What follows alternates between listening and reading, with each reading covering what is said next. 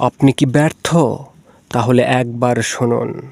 ছিঁড়ে ফেলুন অতীতের সেই ব্যর্থতার পৃষ্ঠা, যেখানে ছিল হতাশা, ছিল ভুল, ছিল অপমান। সেই অধ্যায় আপনার জীবন নয়, সেটা কেবল অভিজ্ঞতা। আপনি বারবার হেরেছেন ঠিক, কিন্তু বারবার তো উঠে দাঁড়াতেও শিখেছেন। এখন সময় নতুন করে শুরু করার। কোনো দিন যদি কেউ আপনাকে বলেছে তুমি পারবে না, তাহলে মনে রাখবেন তারা ভুল বলেছে। ভাগ্য নয়, কাজেই একদিন আপনার কপাল খুলে দেবে। তাই অপেক্ষা নয়, আজই শুরু করুন।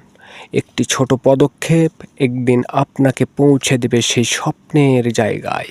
শেষ কথা, আপনার অতীতকে পিছনে ফেলুন, কারণ ভবিষ্যৎ এখন আপনার হাতে। আর সেই পৃষ্ঠা আপনি নিজেই লিখবেন। ভিডিওটি ভালো লাগলে লাইক, কমেন্ট, শেয়ার। আর এমন ভিডিও পেতে চ্যানেলটি সাবস্ক্রাইব করুন।